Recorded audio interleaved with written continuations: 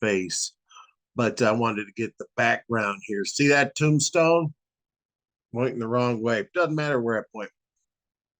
That tombstone belongs to Jason Voorhees in Friday the 13th, Part 6. Now, you know that old saying, if you didn't see it, excuse me, it didn't happen. So the answer to the question I'm about to pose, some people say, has been covered in the novelization. I didn't read the novelization, so it didn't happen. And I'm not saying that because I didn't read it, but I have to see my video proof. Now, the question I have always posed is, who the hell paid for that tombstone? I mean, all horror movies leave you with questions. They're all open ended. People are always left wondering something. Why can't Michael Myers be killed? Why does Chucky get rebuilt? But the tombstone question has bothered me the most. So now, if you recall, going back to Friday the 13th 6, Tommy and Arnold Horshack, they go to Jason's grave in the cemetery. Now, this took place in the 80s, 1986, I believe. So the average crate coffin like he was buried in, probably back then, probably going to go for around $400. I know I'm basing that because nowadays those damn crates are well over $1,000 because I wanted to put my mother-in-law in one.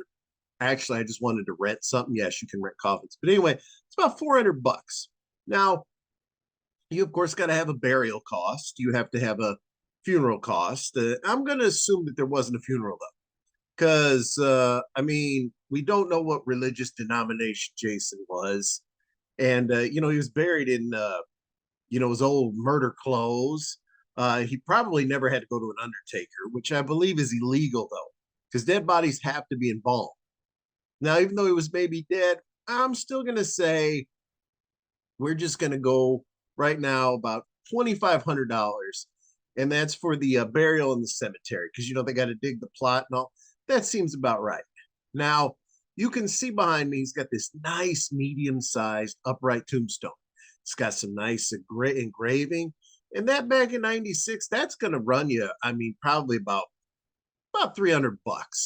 I might be a little bit low on that cost, but right now we're up to, let's say, coffin thing. We're going to be up to about $3,000.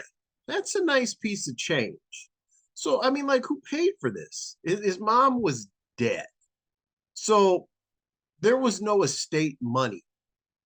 I mean, she was just some two-bit camp counselor. There was no money there. Her body is pretty much in Jason's cabin, if you recall. So she couldn't have been receiving any kind of like pension money or social security. I mean, she was long dead.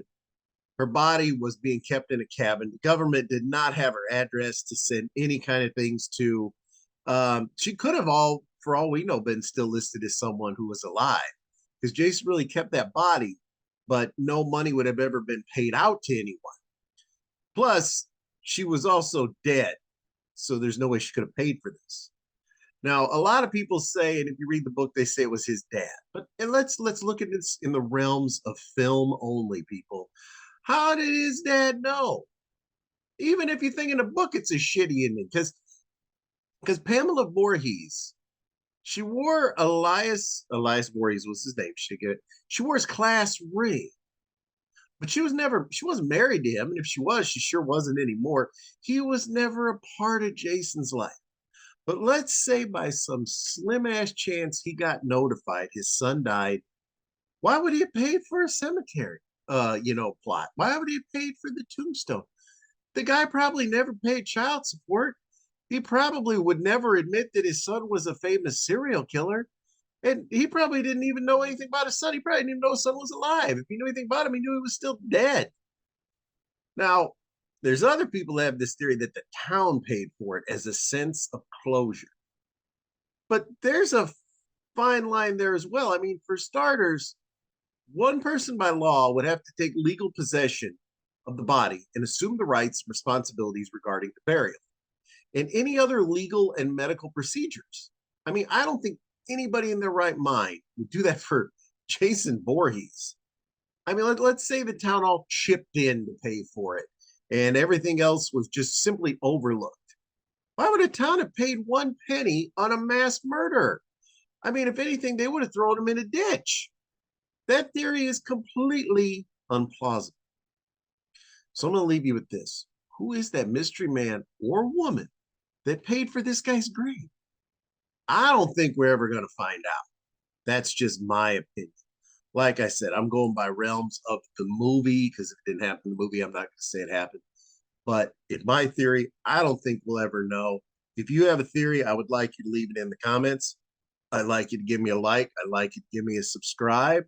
And we're going to start trying this for a while. And I'll see you soon.